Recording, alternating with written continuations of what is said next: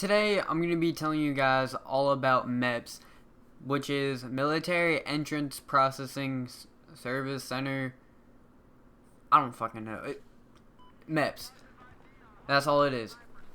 Okay, so Meps is, it's a processing that you have to go to. It's a 2-day long process.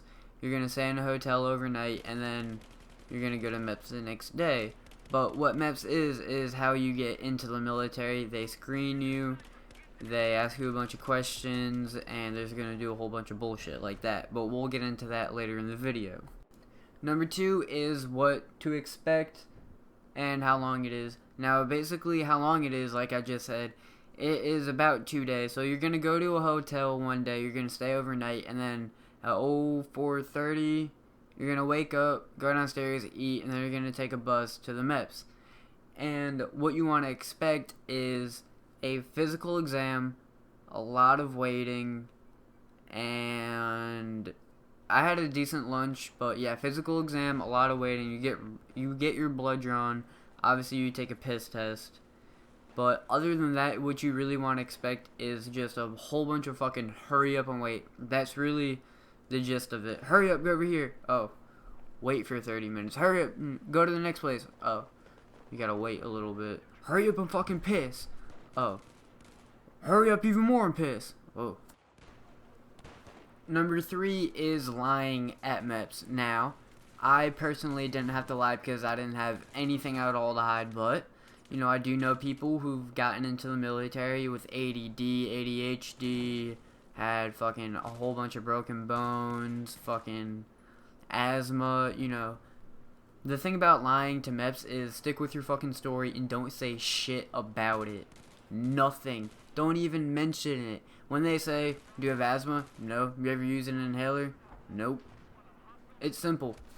Because they're going to tell you in the Meps briefing, if you lie to us, we'll find out. But the thing is, there is no database for your records. For instance, my friend had a broken hand last summer, so a year ago, let's just say. And Meps wanted them to send the medical documents. Whereas if they had a database of all the records, they could have pulled that shit instantly. So don't let it scare you if you're trying to get into the military and you have ADD or ADHD. But of course, like if you have heart problems or some shit, do not go to the military ever. But most things you can get a waiver for. You can You can get a waiver for asthma. You can get a waiver for ADD, at least in the Marine Corps. You can get a waiver for ADHD. I got a waiver for my weight. Alright? I was about 10 pounds underweight, and I still got a waiver, so it'll be alright. Talk to your recruiter, see what they have to say. If they tell you to lie, do what they say, because they're not going to find out, and just fucking stay calm, and just do exactly what your recruiter tells you. Alright, number 4 is how you want to act at Meps. You always want to act with a proper military composure, if that's like the way you want to put it. Always act like you're in the military already. It's yes sir, no sir, yes ma'am, no ma'am. And if you're going in for the Marine Corps, you're going to have to wear pants with no holes, preferably khakis, and a collared shirt tucked in with a belt. You can wear tennis shoes, but I wore tennis shoes. So, it doesn't really matter, but you always want to act proper, respectful. Remember, you're representing your recruiter, your branch, your country, and your family. So, as always, just be polite and respectful. Especially to the doctors. Because they're really the ones that are going to be like, oh no, you're DQ'd. Get the fuck out.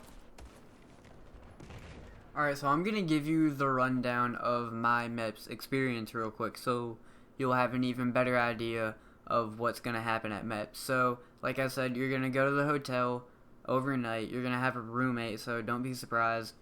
And you're going to wake up at 4:30. You're going to go down, chow, get on a bus, and then you're going to head up to the Meps. Once you get to the Meps, you're going to get seated in kind of like a general area. And they're going to tell you, well, your service is going to come out, they're going to pull you into their office, and then they're going to give you a sticker, they're going to take your files and shit, like your social security card, your diploma if you've already graduated, your parental consent if you're under 18, and ID if you have an ID, which you should. I'm pretty positive you have to have an ID. So after that, you're going to go back into that general area, and you're going to take a thumbprint, and they're going to take your picture. They really like taking your thumbprint and picture for everything. And then once you do that, you're going to muster down to medical. No, you're going to muster into the medical wing, at least for us, and you're going to get briefed on Meps. And basically, they're going to give you a shitload of paper that is pointless to you. Don't worry about it. And they're going to give you some more important paper that you have to fill out, and it's your medical history. And like I said, if you have to lie, lie. But, you know, if it's nothing big like a broken bone, don't lie. Who the fuck cares? But concussions, depending on how many you've had, you might have to lie. At least tell them you've had one, if you've actually had any. I've never had a concussion, so I don't really have anything to worry about. I didn't have anything to worry about for lying because I didn't lie. So after that, you are going, it's really different for everybody. So after that, for me, I got my hearing done, and then I got my vision test, and I scored 20/20 like a beast. And then after that, you're going to muster down, and you're going to get your blood drawn. And don't freak out, it hurts. Take your arm out and pinch the vein with your nails. That's about how much it hurts. Not at all, pretty much. So after that, you are pretty much going to, I believe I didn't take my piss test then because I couldn't piss. It took me 3 tries to get my piss test done. So after the piss test, you're going to go back and you're going to go into a room with all the other males of every branch, and you're going to strip down into your underwear, and you're going to do the underwear Olympics, which is like a whole bunch of movements in your underwear, and the doctors are going to stare at you, make sure there's nothing wrong with you. You're going to do the duck walk, you're going to walk on your knees, you're going to walk fast a whole bunch of times.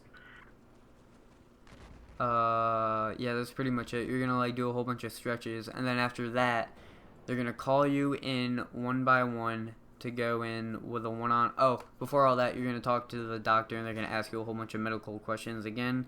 Stick to your story if you have to lie. Then you're going to do all what I just said, and then you're going to go into the one-on-one room with the doctor, and they're going to check your body for scars and shit. Scars are no big deal as long as they're not surgery scars. Otherwise, you're fucked if you lied about not having surgery.